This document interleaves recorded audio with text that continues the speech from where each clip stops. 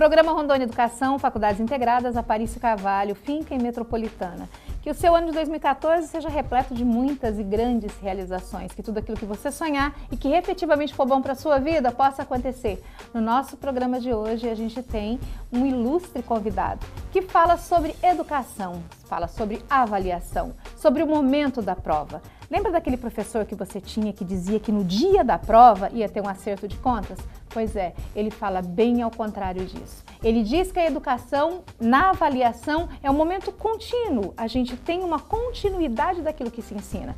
E o nosso entrevistado de hoje é o professor Vasco Pedro Moreto. Seja muito bem-vindo, obrigada pela presença do senhor.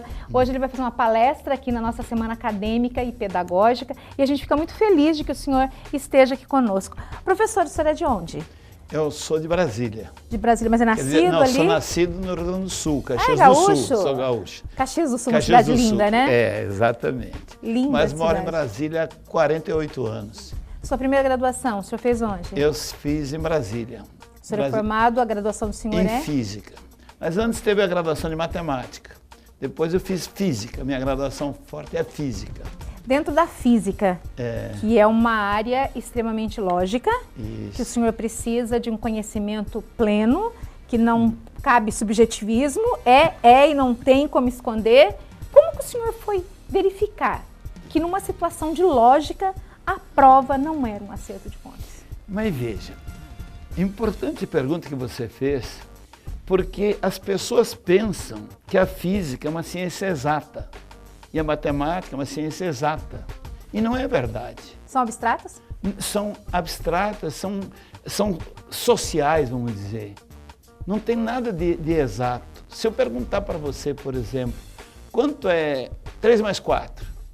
O que você vai responder? Vai responder o que é lógico, é o 7. Mas Você se pedir da dízima periódica, eu não tenho uma certeza. Não, veja, você pensa que 4 mais 3 é 7. Mas não é, pode isso que ser se 43 passa. também. Não, 4 ou não. mais 3 pode ser nada. Por quê? Quer ver? 4 mulheres mais 3 abacaxis dá 7 o quê? Dá 4 mulheres. E 3 abacaxi. O abacaxi no começo, quando nós estudamos lá atrás, quando era caminho suave, ensinavam pra gente em conjuntos e os conjuntos nos determinavam a quantidade. Em São Paulo, um gaiato, quando eu fiz essa pergunta, respondeu 7 abacaxis. E outro respondeu 7 coisa gostosa. Então você viu que cada um deu um seu modelo. E tem sua lógica em cima da sua interpretação. Então, eu mostro que 4 mais 3 pode ser 7, pode ser nada, pode ser 1, pode ser 5. Então, começamos a entender, e é isso que foi a minha caminhada, as ciências ditas exatas, da física, da matemática, me levaram a me perguntar, e como é que as pessoas aprendem essas disciplinas? Por quê? Porque os alunos estão repetindo feito papagaio. Quando a gente estava lá atrás, ainda brinquei da Caminho Suave, porque foi a cartilha que eu estudei em anos de bolinha lá atrás. Mas assim, a gente tinha eles mandavam armar uma conta e eles colocavam lá 7 laranjas mais 7 abacaxis. A gente colocava 14, mas a gente não sabia 14 o quê? É ali que está o segredo. Porque era a quantidade. Mas o que importa não é o 14, é que característica comum tem, frutas. E é isso que nós estamos fazendo a mudança. Acabou essa história de tabuada. Lembra antigamente? Lógico. 2, 2, 4, 2, 3, 6, meninos decorando tabuada. Decorava, mas não aprendia. Não aprendia. Hoje, a tendência é, a matemática você ensina por situações, problemas. Você vai ao mercado, compra 5 laranjas e 7 abacaxis. Quantas frutas você comprou? Por quê? Porque a criança opera no concreto. Ela precisa do abacaxi e da laranja para pensar matematicamente. É para o raciocínio. Por raciocínio. Porque ela vai no concreto. Quem opera no abstrato é o adulto. Uma criança não está no abstrato. Tem adultos que chegam até os 20, 30, 40 anos e ainda ficam contando nos dedos. Ou para pensar e usa qualquer outra forma para poder fazer, assimilar o que está pensando. Esta é a grande mudança. A calculadora, nesse contexto, então, destrói qualquer pensamento lógico? Não. Ou não? Não. A calculadora é simplesmente um instrumento para acelerar os cálculos, a parte mecânica. Então, veja, eu recomendo, por exemplo, que se dê calculadora para as crianças a partir do 2º, 3º ano do ensino fundamental. Dentro da lógica que o senhor falou, e é uma lógica que eu compartilho, que eu tenho que facilitar a vida, porque eu tenho que fazer com que a pessoa raciocine de forma lógica, desde que ela se entenda no sentido exato de ser humano. Quando eu faço com que uma pessoa raciocine independentemente da forma, eu faço com que ela aprenda mais. Isso. Se eu dou uma calculadora e eu não exijo a forma com que ela faça a conta, quando a gente diz que um aluno, a gente conhece melhor um aluno, e muitos professores não vê, esse é o meu posicionamento, né? Coisas diferentes. Eu conheço melhor um aluno pela pergunta que ele me faz do que pela resposta que ele me dá. Porque pela pergunta eu sei se ele está entendendo. Perfeitamente. Ou às vezes ele está entendendo até mais do que eu sei daquele assunto. Isso também faz parte da lógica? Faz. O questionamento? Isso faz parte do questionamento. Por quê? Porque hoje em dia, o paradigma, vamos dizer assim, para a educação de hoje, chama-se a construção interativa do conhecimento. Então, por exemplo, o aluno vê o probleminha, vai na calculadora 4 mais 3. A calculadora vai responder sempre o quê? 7. Mas o aluno, em vez de dizer 7, ele diz, espera aí, vamos ver se o 7 cabe no meu problema. Se diz 3 laranjas, 4 bananas, dá 7 frutas, cabe.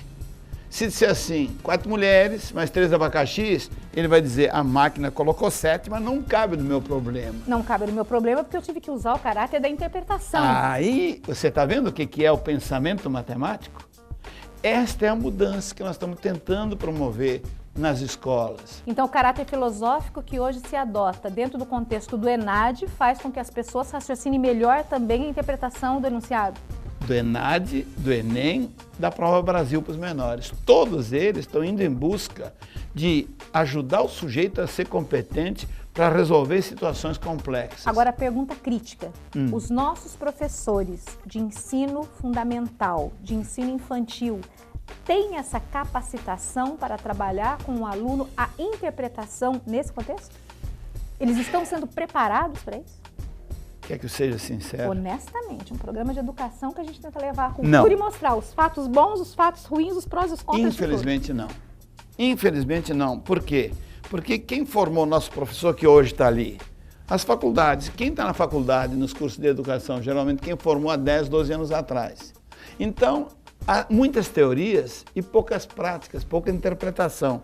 O cara diz, vamos estudar Piaget, estuda, lê Piaget e não entende nada do Piaget. Não conhece? Pega Vygotsky, mas na hora de aplicar, ele não sabe o que está fazendo. Então a gente pode também concluir de uma forma bastante temerária, até porque ninguém pode dar conteúdo fechado ou conclusão fechada, porque se mata o todo, mas a gente pode dizer que grande parte desses professores é um professor fragmento. É um professor fragmentado, um repetidor de informações. Eu tenho 54 anos de magistério. E eu tenho vivido a formação de professores. E, na verdade, essa formação está me parecendo que eles estão muito professor repetidor da informação e não interpretador de situações complexas. A culpa não é deles. Eu vou te dar um exemplo bem simples, que até hoje está aí vivenciado no dia a dia dos professores. Você respondeu alguma vez a pergunta, o que é uma ilha? Já. E Primeira que você pergunta dizia? da 4ª série. E o que você respondia? Uma porção de terra cercada de água por todos os lados. Uhul! Olha aí, ó. Nunca mais esqueceu, porque Só que é uma decorou, tremenda mas mentira. é uma mentira. Porque o lado de cima não tem água nem o lado de baixo. Como é que Verdade. pode ser cercado de água Mas por todos é o que os a lados? gente guarda. E continuam os professores usando. Agora, não o quadro negro, nem o quadro verde, mas a tela toda bonita. Mas continua dizendo, escreve no quadro. Tá lá no quadro. E a porção de terra cercada de água por todos os lados. Bom, professor. Então, essa é a ideia. Bom, o programa Rondônia Educação de hoje está falando com o professor Vasco Pedro Moreto, que está falando com a gente sobre avaliação, sobre educação. Você tem muito a ouvir, não falo que é aprender não, porque todo mundo aprende um pouco, todo mundo sabe um pouco e cada pessoa que passa pela nossa vida, como já dizia o poeta, vai deixando um pouco, algumas coisas a gente muda e como dizia Raul Seixas, é melhor ter uma metamorfose ambulante do que ter aquele velho pensamento formado sobre tudo. A gente volta já.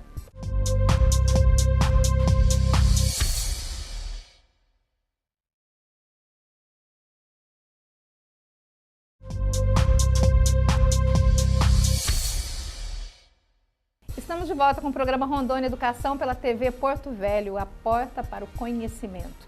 Nós vamos ao ar sempre pelo canal 12 da Rede a Cabo, da Via Cabo, e também pelo canal 65 nas imediações aqui das Faculdades Integradas Aparício Carvalho, Finca e Metropolitana. Pela internet, pelo www.finca.com.br e www.metropolitana-ro.com.br. A gente vai mandar um beijo hoje para o Saulo, que não é Saulo, mas é Saul, mas que fica aqui atrás das câmeras também. E um beijo para você que está sempre aqui com a gente. O Neto também está pedindo um beijo, então a gente vai mandando, batom é tudo, né, gente? E hoje nós estamos falando sobre educação. Educação é sério, sim, mas se não for levada com uma pitada de leveza, a gente não chega a lugar nenhum. Ninguém obriga ninguém a saber ou a conhecer ou a aprender nada. Eu só posso ensinar aquilo que eu sei. E se eu não souber, se eu for uma pessoa de fragmento, o que eu vou passar adiante também é um fragmento.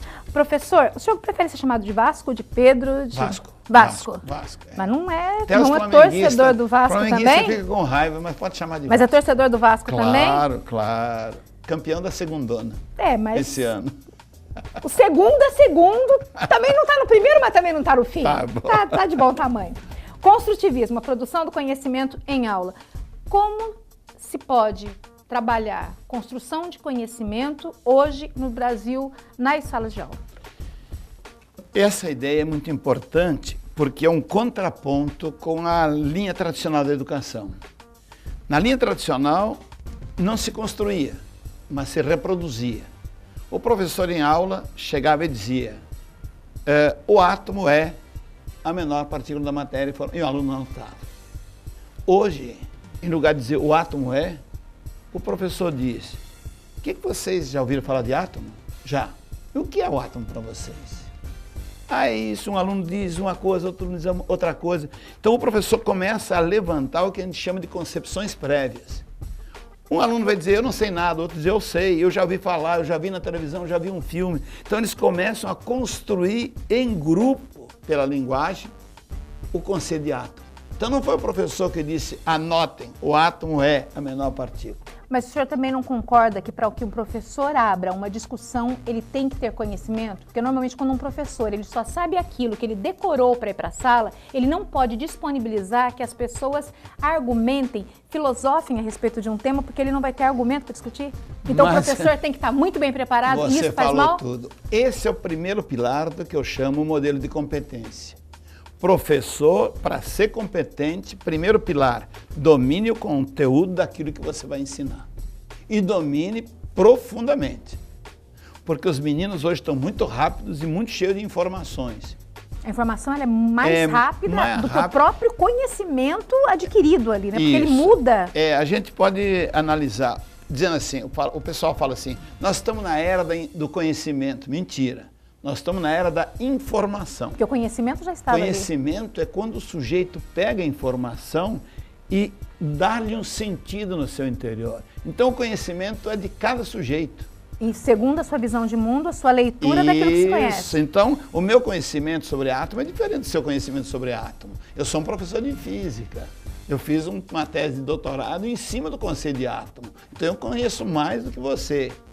Mas você tem ideia, e assim cada aluno nosso tem algumas ideias. Então o professor, em primeiro lugar, vai em busca o que o aluno pensa, a gente chama concepção prévia. E depois ele apresenta o que a escola quer dar, para que o aluno então perceba e comece a trabalhar. O senhor falou isso? Mas e se fosse isso? E se fosse aquilo? Então, nesse contexto, aquilo que eu disse no começo, que o meu aluno eu conheço melhor pela pergunta do que pela resposta. Desde que a pergunta seja inteligente. Mas e existe pergunta que não seja inteligente? Quer que eu te faça uma?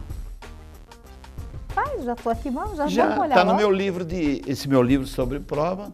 Eu analisei 8.000 provas que os professores elaboraram e as perguntas que os alunos responderam, para ver. O professor perguntou assim, por exemplo, onde se encontram as brânquias do camarão?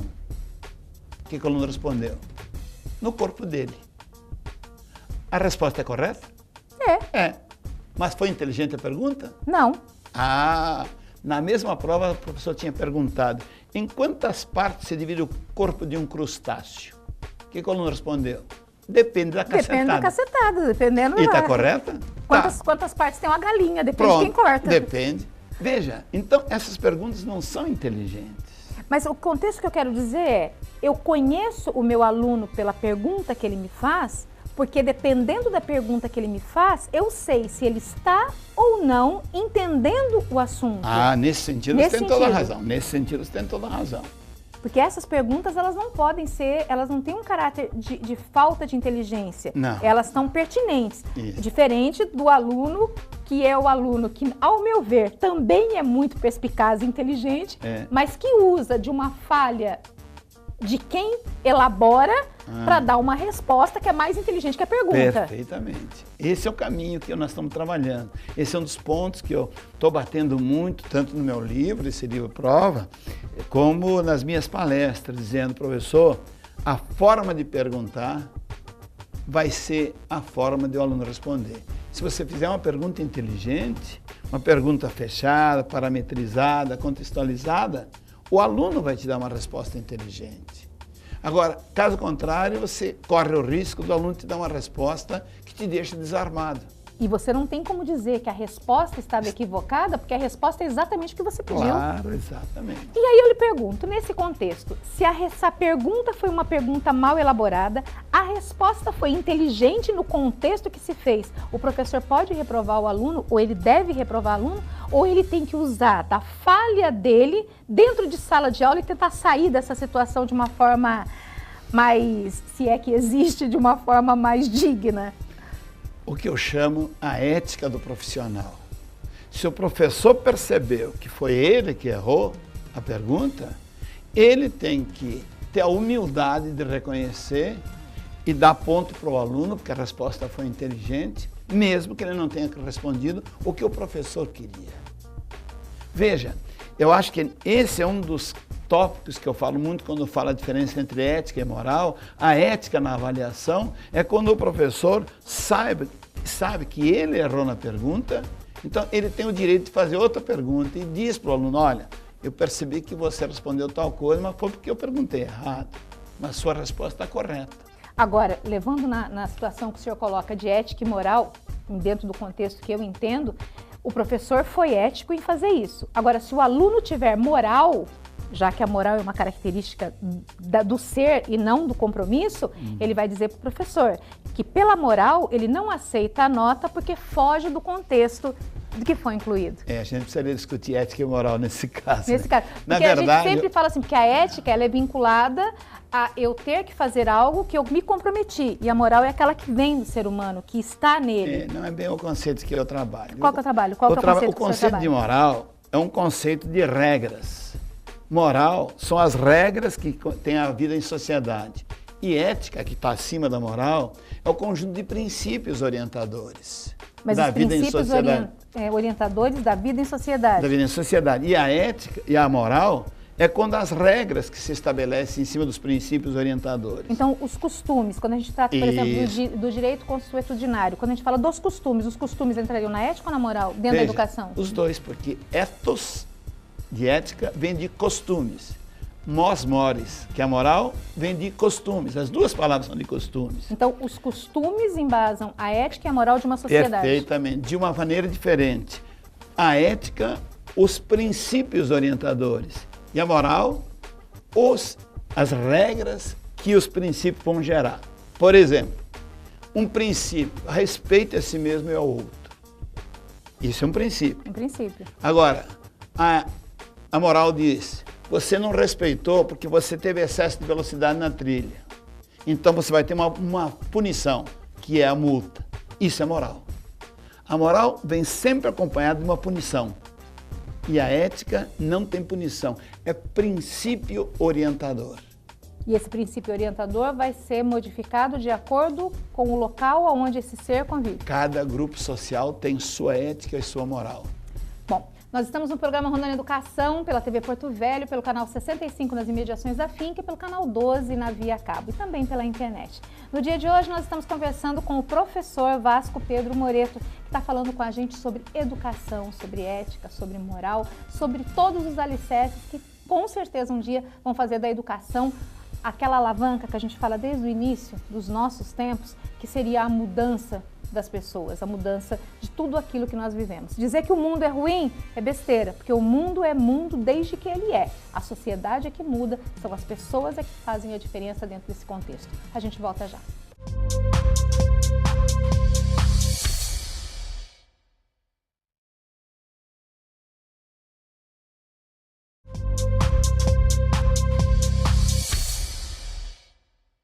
Faculdades integradas, Aparício Carvalho, Finca e Metropolitana. A gente está pela TV Porto Velho, programa Rondônia Educação, apresentação professora Nina Lee. E hoje a gente está aqui com o professor Vasco Pedro Moreto, que gosta de ser chamado de Vasco, é vascaíno e diz que vai ser campeão. Bom, a ação do ensinar contém duas extensões. A primeira dimensão é a da ferramenta da intenção e a segunda da aferição do resultado. Professor, quando eu falo da intenção e da verificação se o resultado aconteceu, e numa sala de aula um professor com 40 alunos reprova 38, qual que é o seu pensamento a respeito disso?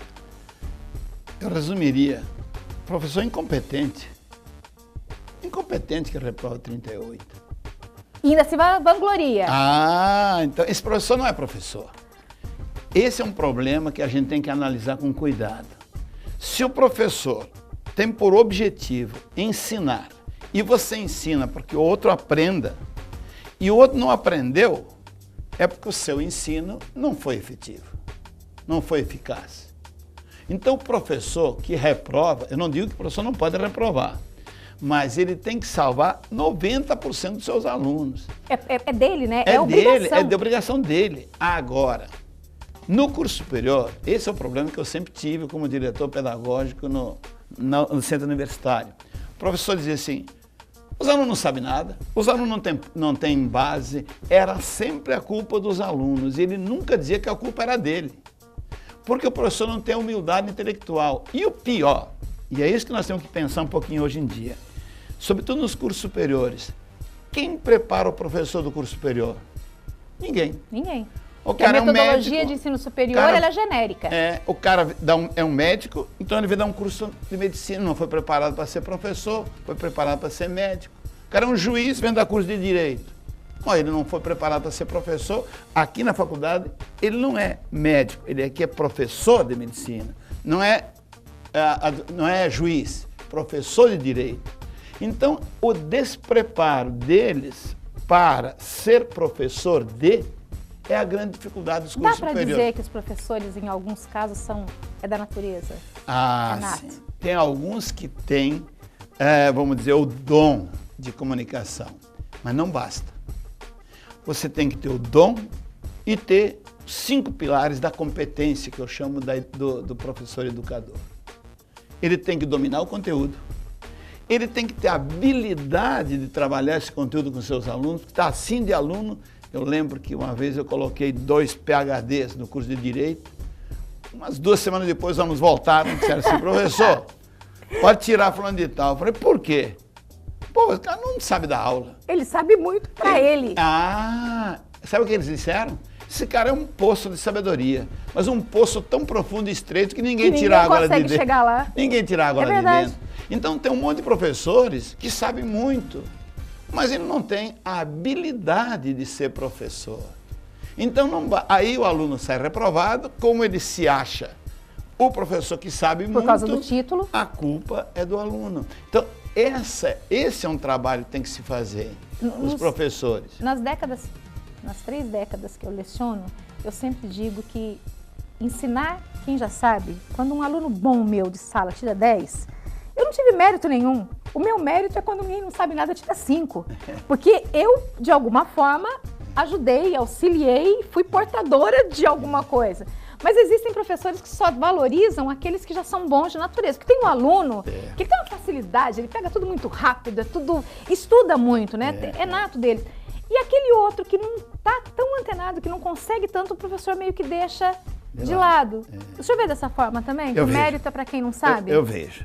Isso é muito comum, inclusive. Sobretudo, os professores se queixam e dizem para mim assim, Vasco, você é irrealista, eu tenho 40 na minha frente, eu dou 1 hora de aula, mas depois 2 horas de aula por semana, ou 4 horas de aula. O que eu vou fazer? Eu mal conheço meus alunos. Então eles que se virem, eu dou minha aula e cada um se vire. Esse é o perigo. O professor, realmente professor, ele começa a observar e vê a pergunta de um aluno. Mas nem sempre só pergunta, sabe por quê? Porque tem aluno que é tímido, que não pergunta. Então o professor tem que se encostar e ajudar e provocar o aluno no sentido de: e aí, você está entendendo? Tudo bem? Estou entendendo, professor. Então me diz tal coisa. Ah, isso eu não captei. Não. Tem aluno que diz assim: professor, não estou entendendo nada. Aí eu choco quando eu disse: não estou entendendo nada. Falei: nada? Não. Você sabe qual é o assunto que nós estamos trabalhando? Ah, sei. Ah, então uma coisa você sabe. Então já não é nada. Então já não é nada. Aí o professor tem que levar na esportiva, ele tem que se aproximar do aluno. O professor é um mediador do processo de construção do conhecimento. Ele é o mediador, ele não é um transmissor de informações. Quem transmite informação é computador, essas coisas. O professor é um mediador. Ele põe o aluno diante das situações complexas e ajuda o aluno a construir o seu conhecimento. Essa é a diferença quando o professor percebe o que é informação, o que é conhecimento. Quando ele informa apenas, ele diz para o aluno: é. Quando é conhecimento, ele ajuda o aluno a construir uma representação que é o conhecimento. Agora uma pergunta: qual o papel do Dr. Google na educação hoje? Veja, ele é muito importante, muito importante. Até quando ele disse que a gente não diz o que a gente queria dizer? Claro! Aí é importante, sabe o quê? O Google responde qualquer coisa. E aí cabe a quem vai consultar saber o que é que eu estou consultando. E se a resposta que está ali está contida no 5+3 do abacaxi e da maçã. Tá vendo? Então, eu sou da teoria que nós temos que estimular o aluno a consultar. Escandalizei os meus professores lá, uns 20 anos atrás, quando eu introduzi a máquina de calcular no vestibular. Eu fiz comprei 40 mil máquinas, junto com a prova de matemática eu dava uma máquina de calcular para cada aluno, cada vestibulando. E em cima eu mandei escrever uma frase: pense, a máquina calcula por você. Você é o pensador, o resto é máquina. Porque a máquina não tem pensamento, ela só vai fazer aquilo que você determinar, mesmo o computador. Sabe qual é o próximo passo agora que nós estamos movimentando lá em Brasília? Em vez de dar uma máquina, eu vou dar um tablet para cada um que vai fazer o vestibular. E em cima está escrito: consulte o que você quiser, resolva as situações abaixo. Porque para consultar, eu preciso saber o que eu vou perguntar. Matou a charada. Porque se eu tenho, isso a gente já faz, eu também tenho formação em direito, eu sou advogada. Na prova da OAB, é possível que você faça as suas consultas. E existem pessoas que levam 30 livros, mas se eu não souber qual livro e aonde está o que eu quero, eu posso levar 100 livros. Pronto. Porque a ferramenta só me serve se eu souber usá-la. E isso é um ponto que eu tenho batido muito, até com os meus professores, quando falam não pode ter consulta. Por quê? Por que não pode? Porque você não tem... Outra situação que eu trabalho muito aqui nas palestras até que eu dou, eu falo muito com os professores. Não tenha um autor, porque você mata o conhecimento. Todas as pessoas têm direito a pensar de forma diferente. Um aluno pode me dar uma resposta de um pensador diferente daquele que é uma doutrina. Isso, Para o senhor hoje, dentro da educação, dentro dos livros que o senhor escreveu, qual que foi aquele que o senhor, assim, não digo ter orgulho, mas que o senhor acredita que fez a diferença, que vai ficar para história, que as pessoas vão ler e talvez não lembrem do senhor, mas vai fazer uma diferença na vida delas? Bom, um é que eu gosto e outro é o que eu estou sentindo que as pessoas me dizem: Vasco, depois que eu li esse livro, mudou minha vida como professor. Esse é o Prova. Prova, momento privilegiado de estudo, não acerto de contas. Esse livro, em particular, a professora Maria José, que é a nossa coordenadora acadêmica, já usou com os nossos professores e ela é uma fã incondicional do senhor. Por quê? Porque o professor vê as perguntas que os professores fizeram e as respostas que os alunos deram e viram onde estava a falha. Eu gosto do meu livro chamado Construtivismo, porque é uma visão epistemológica. É uma visão que vai dar, nesses próximos anos, e é isso que eu estou pregando, uma mudança na educação, mas não metodológica. Porque o que tem acontecido nos últimos 50 anos, mudança metodológica. Muda o método, mas não muda... Mas não muda a essência. Então, agora nós temos que buscar uma mudança epistemológica, isto é, o que é o conhecimento? O conhecimento é uma representação da gente e não apenas uma descrição de mundo. Ora, mas isso faz diferença total. Com certeza. Faz uma diferença total. Por exemplo, quando nós aprendemos, porque você disse que tem 3 décadas que ensina, então imagina quando aprendeu. Quantos planetas estavam no sistema solar quando te ensinaram? Já vai sendo feitas modificações de acordo com a ciência. Eram 9. Hoje, quantos planetas a gente ensina para as crianças no sistema solar? 8. O que aconteceu com Plutão? Sumiu pelo espaço ou ainda está lá? Está lá como sempre esteve. O que é que mudou? Mudou a representação que os homens têm do que é ser planeta. Então, conforme eu mudo o conhecimento, eu mudo a visão. Mudando a visão, eu tenho que ter também a humildade e o conhecimento novo para poder repassar. Esta é a ideia. Bom, a gente está no programa Rondônia Educação, pela TV Porto Velho, canal 12, pelo canal 65, nas mediações da Finca. A gente está com um professor que está falando sobre educação. No dia de hoje, ele também vai fazer uma palestra aqui nas Faculdades Integradas Aparício Carvalho para os nossos professores. Os programas da TV Porto Velho vão simultaneamente, tanto na televisão, como também no mesmo horário, já que é simultâneo, na via de internet, pelo site da Finca e pelo site da Metropolitana. A gente volta já.